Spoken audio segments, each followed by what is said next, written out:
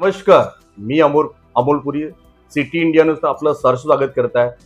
आज बघितलं गेलं तर संपूर्ण महाराष्ट्रामध्ये स्थानिक स्वराज्य संस्था व नगर परिषदच्या निवडणुका लागलेल्या आहे आणि एक अशी नगर परिषद जी नागपूरच नव्हे तर संपूर्ण महाराष्ट्रामध्ये वाजागाजा चालू आहे ती म्हणजे कडमेश्वर नगर परिषद।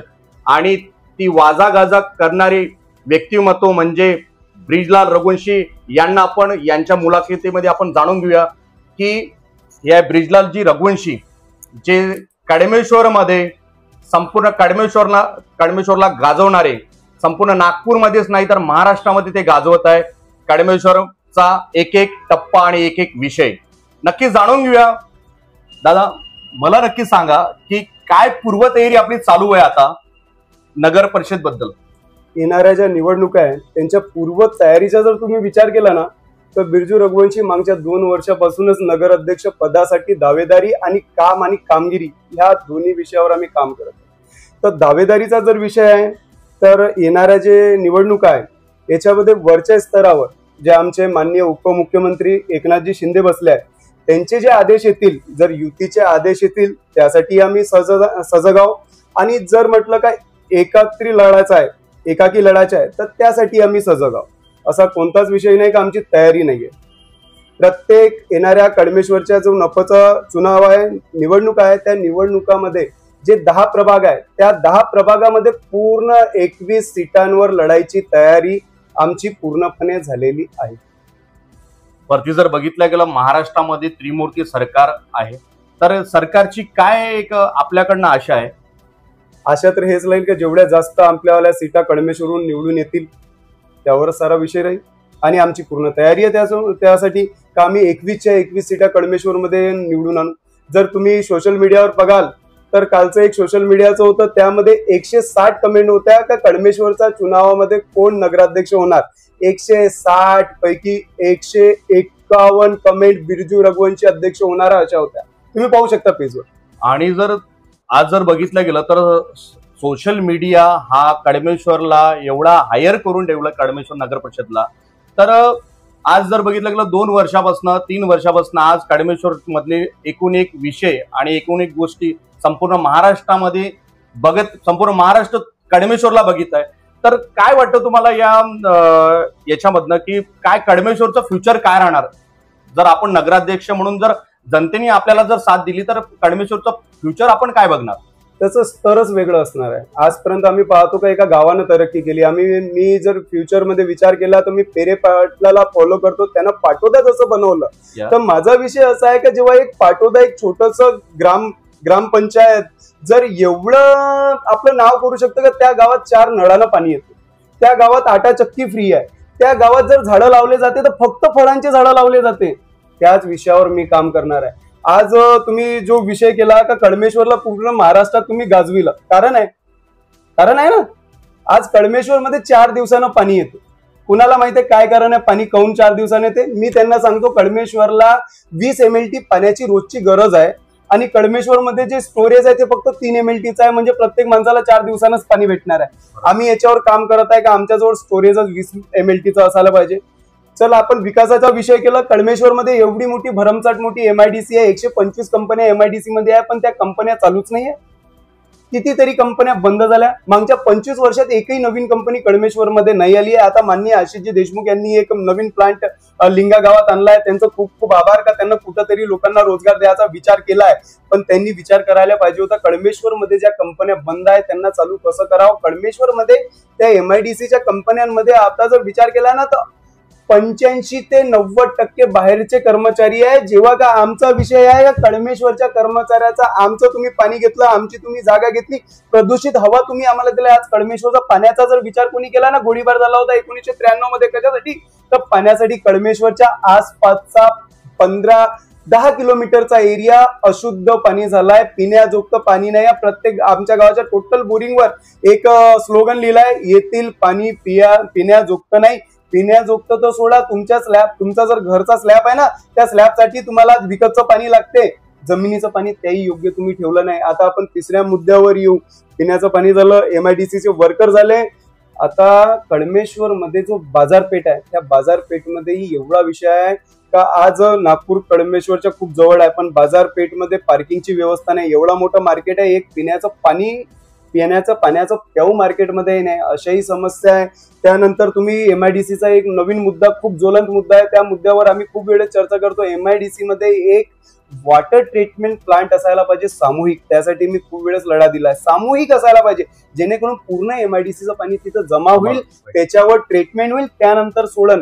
आज काय झालं ना, वरुड्याचे सरपंच आणि आम्ही तिथे बोंबलत गेलो होतो का तुम्ही आमच्या नाल्यात अशुद्ध पाणी सोडलं, त्याच्यानं पूर्ण माश्या मेल्या, त्याच्यातल्या गायी जनावर ढोरं बिमार होत आहे. या विषयावर आजपर्यंत कोणत्याच राजकारण्यांनी काम नाही केले आहे, त्याच्यावर आम्ही काम करत आहे. जर आम्ही निवडून आलो तर आम्ही त्वरित तिथं एक सामूहिक वॉटर ट्रीटमेंट प्लांट तयार करू आणि पूर्ण कंपन्याचं पाणी तिथं जमा करून त्यानंतर कोणताच कंपनीवाला हे नाही म्हणणार की हे पाणी आम्ही नाही सोडलं. असे खूप सारे ज्वलंत विषय आपल्याजवळ आहे ज्याच्यावर आम्हाला काम करायचं आहे. नगर परिषद मध्ये सरकारी ऑफिसेस जे आहे ते वेळेवर येत नाही, त्याच्यावर आम्ही काम केलं. तहसील कार्यालयावर लोक वेळेवर येत नाही, 10 दिवस 15 दिवस ते लोक घुमवतात, लोकांचे कामं करत नाही. अशा विषयावर आज एक कळमेश्वरच्या सरकारी हॉस्पिटलचा मी एक व्हिडिओ टाकला होता. वेळेवर तिथे टीटीचं इंजेक्शन नव्हतं.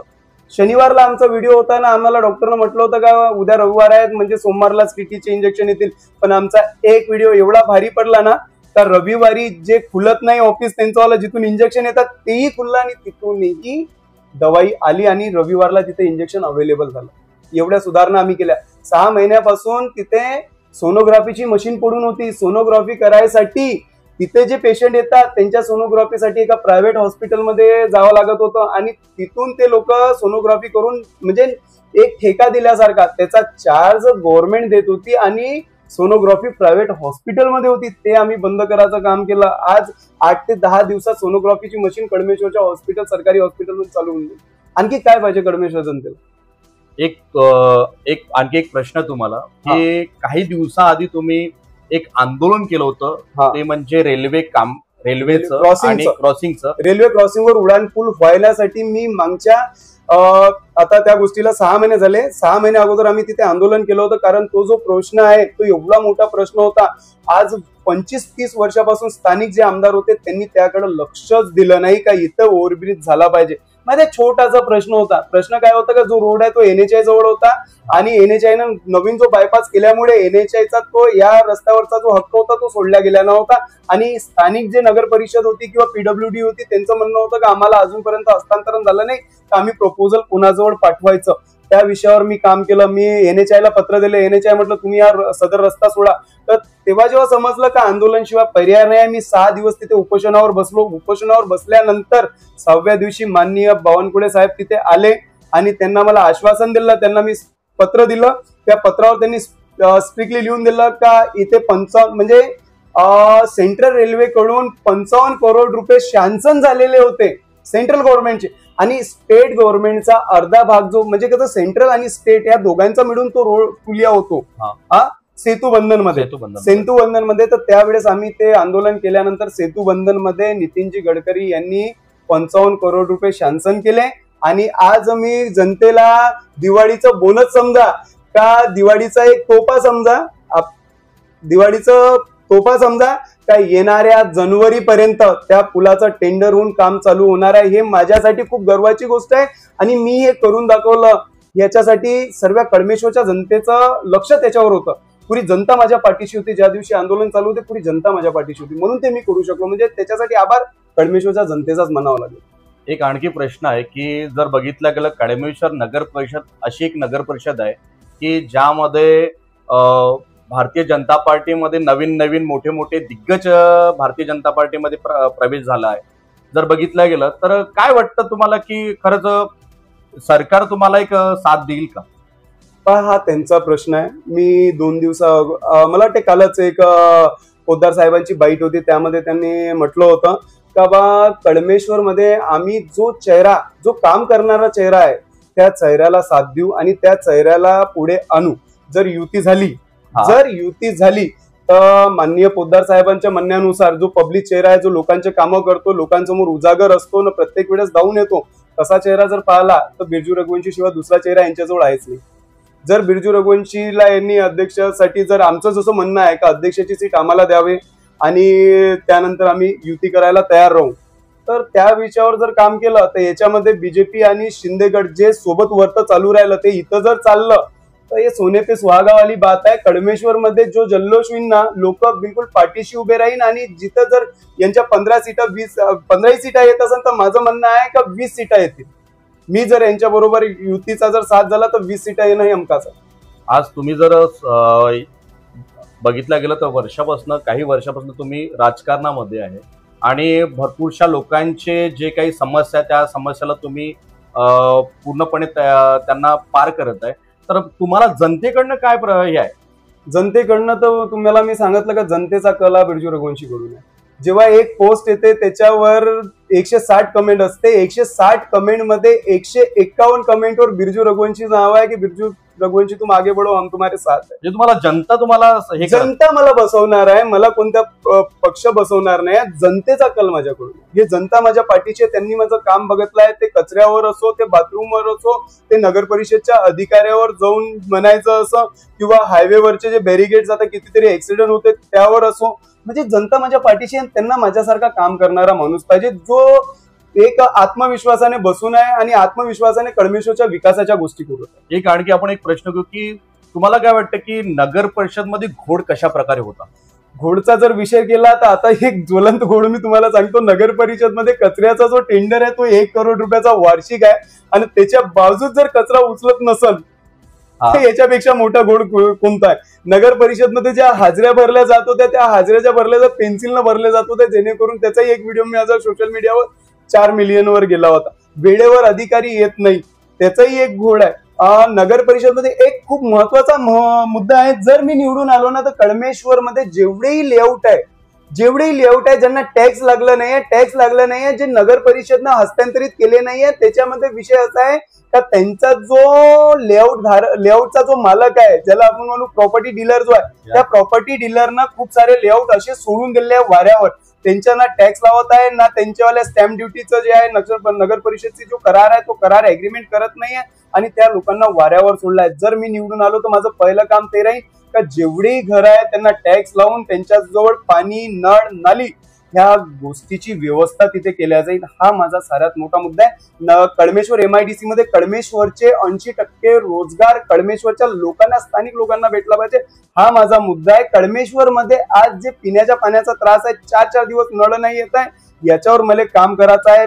20 MLTचं वॉटर प्लांट कडमेश्वर मध्ये कसं येईल त्याचं मला करायचं आहे. त्याच्यानंतर आम्ही कडमेश्वर मध्ये आज 78 करोडचा एक रोड बनत आहे.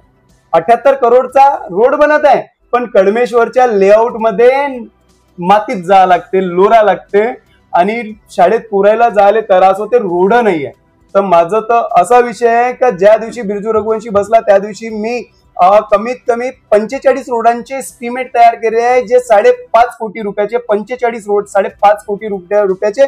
ते आम्हाला ज्या दिवशी बसलो तिथून 3 महिन्याच्या अंदर ह्या सर्व लेआउट धारकांना रोड द्यायचा आहे. कारण सर्वात महत्वाची काय म्हटलंय माननीय नितीनजी गडकरी म्हटलंय का गाव तिथे रोड, वस्ती तिथे रोड असायला पाहिजे ना. आमच्याच वस्तीत आज आम्हाला मातीतून जावं लागते. यावेळेस नगर परिषद कडमेश्वरनं 300 ट्रक मुरुम टाकलाय. कशासाठी? रोडसाठी. म्हणजे 300 ट्रक टाकावं लागले तुम्हाला बारिश आल्यावर, म्हणजे तुम्ही वर्षभर रोड का नाही केली? म्हणजे एवढा मोठा व्यवस्था नाहीये. त्या व्यवस्थेवर मात करायचं आपल्याला, त्या व्यवस्था नियोजन करायचं, त्या सर्व नियोजन.